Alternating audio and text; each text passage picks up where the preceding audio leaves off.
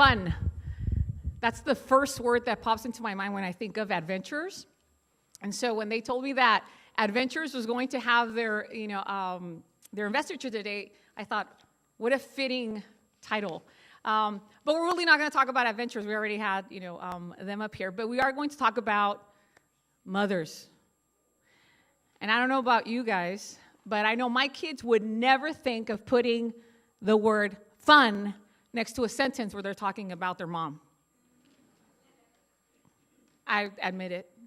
I'm a big girl now, and I can say that is my reality. But I have a couple of fun facts on mothering here. This is from the Happy Worker website. It says that there are 2 billion mothers in the world. 2 billion. We're about 7.5 billion approximately. So that's a pretty good, slice of the pie there. The average age of new moms is 25 versus 21 in 1970. The modern mom averages 2 kids. So I'm like Stone Age because I've got double that because, I have 4. But did you know that there are 4.3 babies born each second? Probably Dr. Chivas knows that. There's 72% of moms with children over 1 year old work. 72%. Moms with full-time jobs spend 13 hours working at the office or at home on family chores. Women average 2.2 hours a day versus 1.3 hours on chores compared to men. I love this one because I know that we all feel this. Laundry. 88% is done by moms, totaling 330 loads of laundry and 5,300 articles of clothing each year. There's a one on bathroom multitasking. I don't know if you ladies want me to out you on this one. But it says, it's fun. That's our title, so we're going to have some fun right now. This is what mommies do as they multitask in the bathroom. They read. That's the most common activity, followed by talking on the phone, meditating, watching TV, drinking coffee, eating, and balancing the checkbook. Interesting. Okay, my bathroom's not that big, so I don't get to do all that stuff. But there's some interesting records. A woman from Russia gave birth to 69 children between 1725 and 1765. Oldest mom was Rosanna Dalla Corte. She gave birth to a baby boy when she was 63 years old. You guys remember this? This was in 1994. And the heaviest born baby, I don't know if since then this has already been, this record was broken, 22 pounds and 8 ounces. That was in Italy in 1955. I heard that there was a Russian baby that was like super big, just like a couple of weeks back. But anyway, a lot of interesting things regarding moms. And being that we want to have fun, since I need to have fun, I asked the teenagers and preteens of the church to help me out with a little fun part here. As they are sharing with us some of the most common mom phrases, some that you have probably enunciated yourself, and if you haven't, you have probably heard them from your mother. They're going to help us with that, so you guys can come stand over here so I can give you the microphone. The adventurers are going to be sharing a little love with the moms. They're going to be handing out flowers to you that we hope you put on your on you, so you can enjoy them and remember that you are a beautiful flower. So thank you, adventurers, for sharing those with us, and we'll get started here with Jessica. Yes. I just gave them a paper and they selected them, okay? So moms, no hate for me here, but. One of them is, I can always tell when you're lying. Beds are not made for jumping. And you're the oldest, you should know better. So the 3 I picked are, am I talking to a brick wall? And are you deaf or something?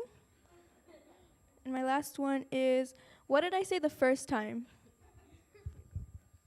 The first one that I picked was, who died and left you, boss?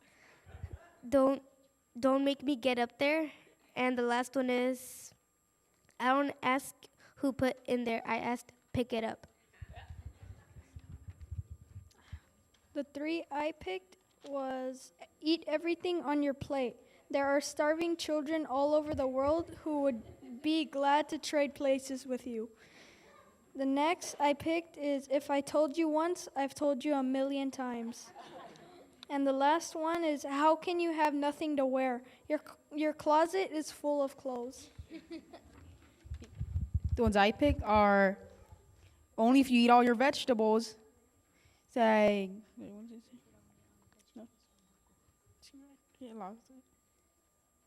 say that again, and I'll wash your mouth out with soap.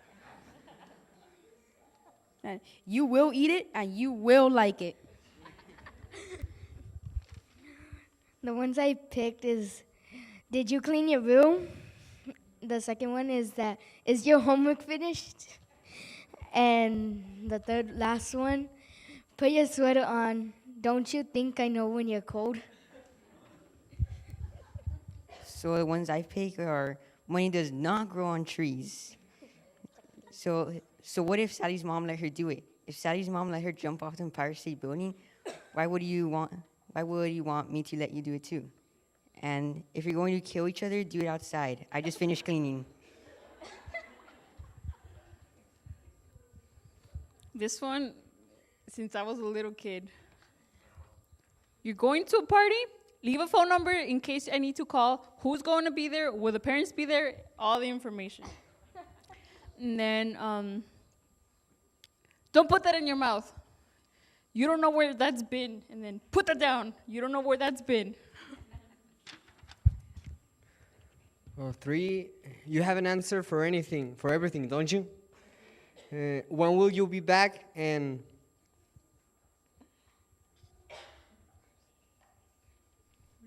where do you think you're going? Thank you. Guys, thank you very much. Yes. For those of us who have used these phrases, if you haven't, that means you probably have a toddler. If you're a mother, right? You probably have a toddler, and you haven't had the experience yet to, fully feel, the emotion that goes with those phrases. But those of us who have gone through the teenage years are most likely to have experienced at least one of those phrases coming out of our mouth. And to hear it from our kids kind of sounds, funny. But I don't know about you. I mean, I've said a few of those. Probably too many. Hey, and you haven't hit teenage years yet, right? No, okay, wait. It gets better. No. Anyway, Proverbs 17:22 says that a cheerful heart does good. And I've been pondering about this verse. And what's really interesting to me is that this verse is like right smack in the middle of some verses that are quite interesting. So please open your Bibles to Proverbs 17:20. We're going to read 20 to 25. And if somebody can help me read them, I'd really appreciate it. Verses 20 to 25. And it's like right in the middle. And it's just fascinating, the fact that this is right in the middle. Chapter 17, verse 20. All the way to 25. Oh, and I just want to make a quick pause.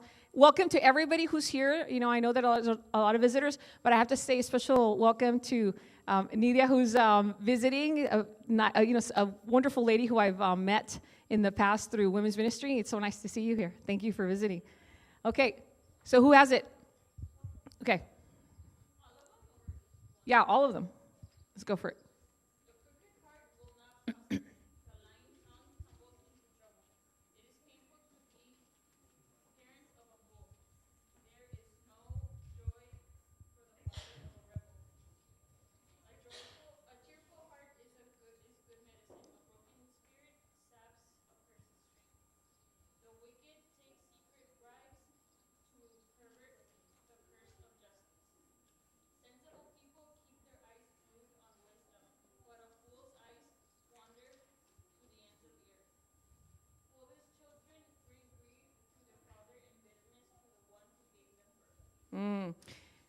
In Spanish, we have this saying.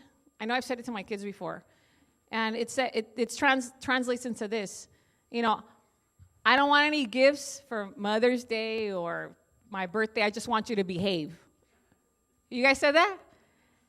No quiero regalos, nomás quiero que te portes bien. And it's like typical. I heard it as a child, and I have repeated it to my kids.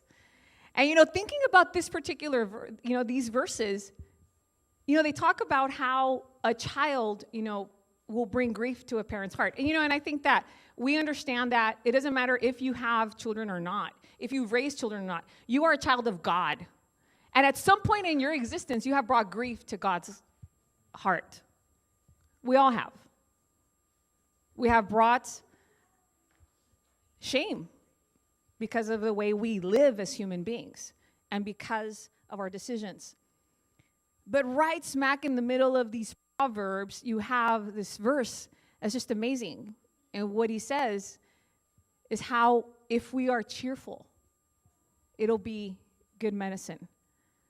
And we will be in good standing as people. And I think about this as a mother. I think about this as a child of God. How I want to be happy, even though there are difficulties. When I was starting off as a mom, I really was clueless. I seriously clueless. All I could think about was, I know I'm not going to make all the mistakes my mom made. That was my thinking. For those of you who don't know me on a very personal level, you'll know that I grew up without my mom. And so because of that, I always would I'm just not going to be like my mom. And so I totally, made it a point to be totally different. To the excess, And my kids can attest to that, But I think about how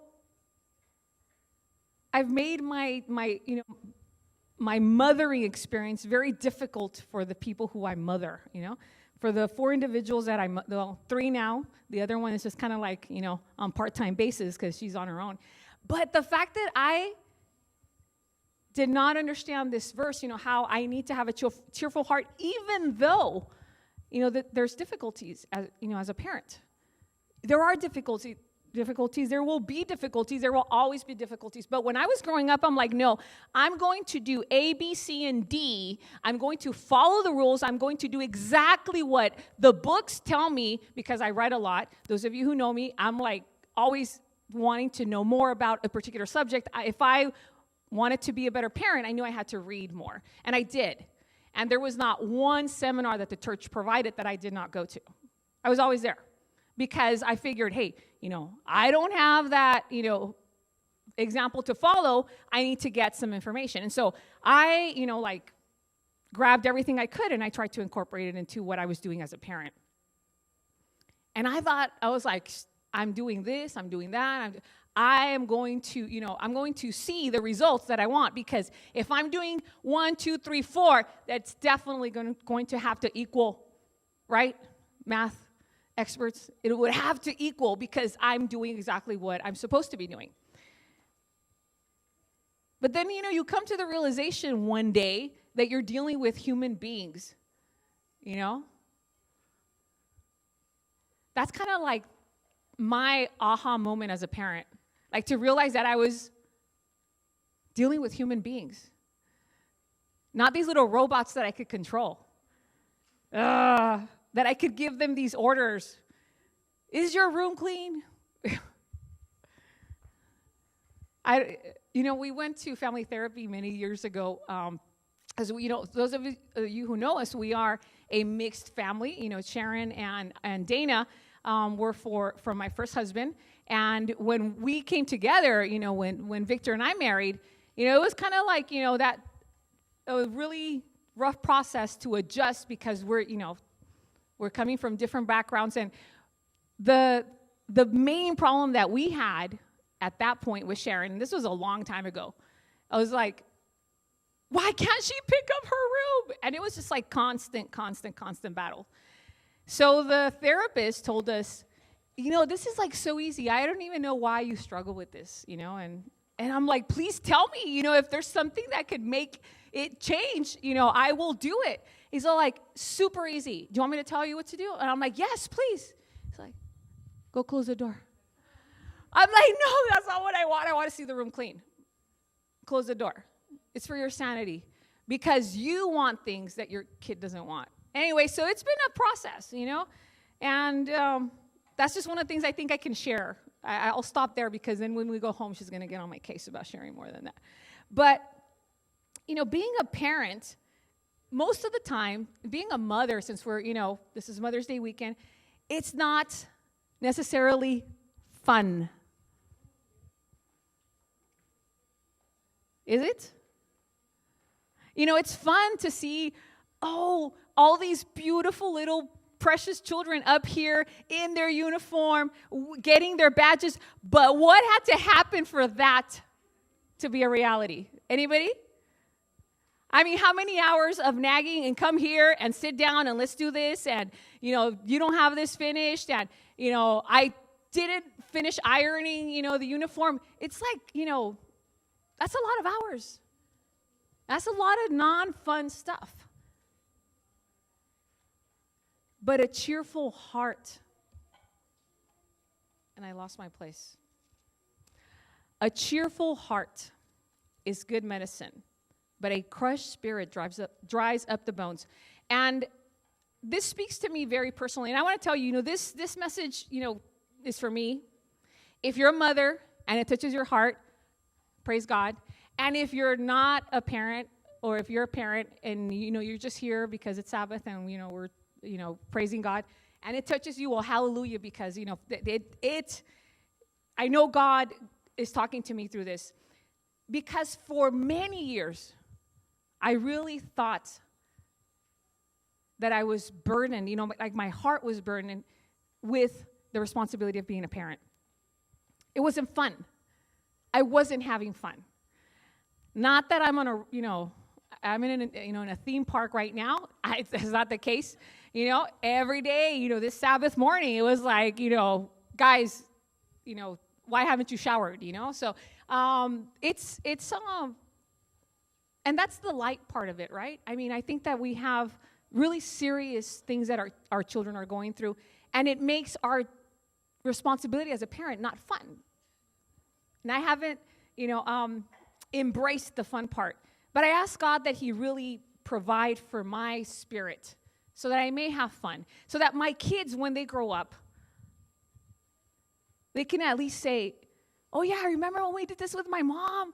Yeah, she's crazy. That's one of my goals. Okay, that's one of my goals. It hasn't happened yet. But, one of my children at some point, about a year and a half ago, maybe 2 years, maybe I was going to say about a year and a half ago, we started laughing about something. And I just started laughing and laughing and laughing. And he said something to me that just like shocked me. He said, Mom, wow, you're laughing.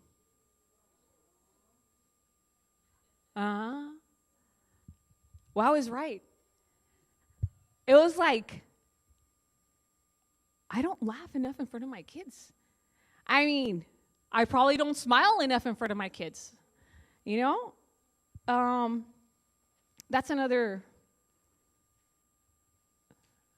this thing with, I don't want to get into this, but I know that a lot of women, we get a lot of, backlash because we don't smile enough, and then that's a sexist thing, and I that's not where I'm going. I'm just saying this is, me and my children and our relationship with them. God consistently reminds us that I need a cheerful heart as a woman, as a wife, as a mother, as a daughter, as a professional, as a friend. I'm not talking about a fake smile, because you guys, you see me on Sabbath, we see each other, and I smile at you, right? You get my smile. Because I am happy to see you. I don't want you to think that it's a fake smile, okay? But the fact is that as a parent, since I'm not having that much fun, I don't smile as much. Most of the time, I hear my kids, giving me the chill mom look, like, whatever, Mom, like, chillax. So yes, I admit it. I have a fun deficit. And I can hear Jesus constantly saying, Teresa, Teresa, you know how he says it to Martha? Teresa, Teresa. Well, I think it's about time that I change. So what is fun? Anybody know the definition of fun? I have a definition here, but anybody want to tell me? Definition of fun. No? Kids, maybe? Kids, because you're more in tune to that word. Anybody? Enjoyment, that is the word, enjoyment. And you know, the English Standard Version of Proverbs 17:22 says, a joyful heart. And I like that version. I really like the English Standard Version because it's using joyful instead of cheerful. Joyful. So, a joyful heart is good medicine. That's from the English Standard Version, and I really like that. So, the definition is enjoyment, amusement, or lighthearted pleasure. Enjoyment, joy. Since God designed us, the moment that He even thought about us, His intention was for us to live a life of joy. Never with the intention for us to be to have a deficit of fun. He wanted us to be happy human beings. So, I'd like to share an acronym with you, just so my kids know that there is some fun in me. Are you guys, can you pull it up there? Got it? So this is what I think fun is really about and why I struggle with having fun. And it has to do with the fact that I need my faith to be unlimited now. Now, not tomorrow, maybe one day when I get there, when I grow spiritually. No, but now. And unlimited in the sense that I trust God in everything. In everything. In the fact that my children will grow up and be who He wants them to be. They will make the mistakes that they will make because that is the freedom that He has offered them. And that is a strong thing to say. My kids are going to probably, remind me of that one. They will. I know it because they're listening. But to have faith unlimited now, to trust in God. And when we think about the human beings that are normally happy people,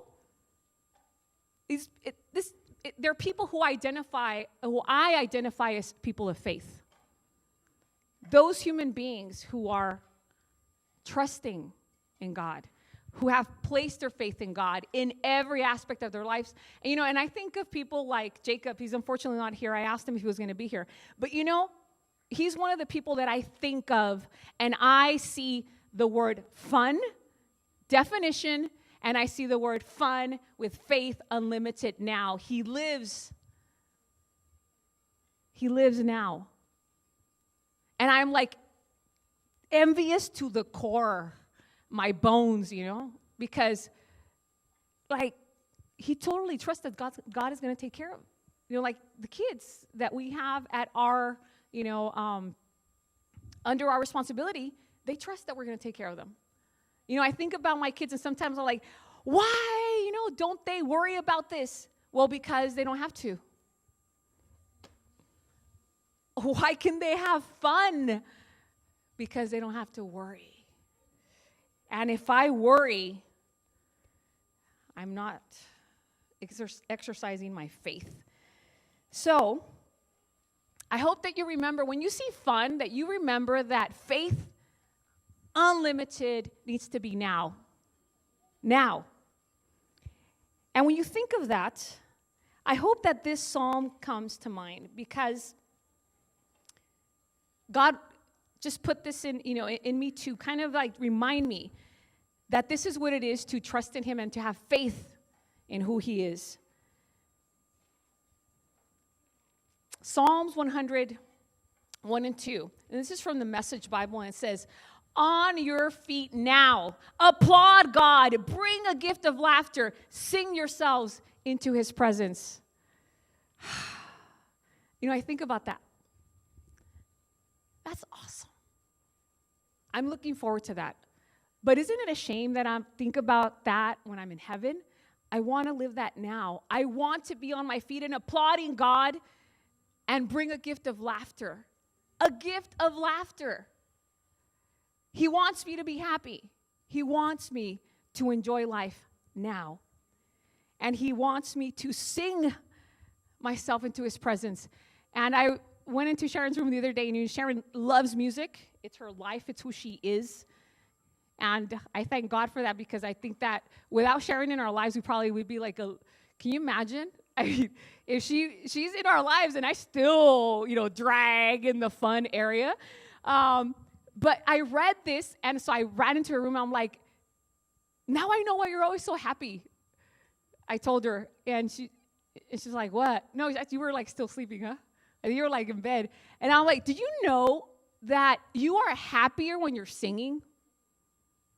And you guys could say like, duh, right? At least the kids would be like, yeah. Well, there's some songs that kind of bring you down. But that's scientific, there's scientific research behind that. You are happier when you are singing. So I'm not going to sing for you guys. My kids would kill me if I did that. But that's not my talent. But the fact is that I have made it a point to sing. Still in the shower by myself, where nobody can get offended by the off tones. But I think about how much happier I felt ever since I started doing that. A lot happier. And if you are a mother, you're stressing out about your responsibilities, because we do have them. And I think that any individual who considers themselves a God-fearing, law-abiding, human being, you're going to feel the weight of the responsibility. You will. But don't miss out on the fun, because your kids are going to remember the fun that they had with you. They are. I didn't grow up with that. I can tell you, I remember all the times that we didn't have fun. I did. I still do.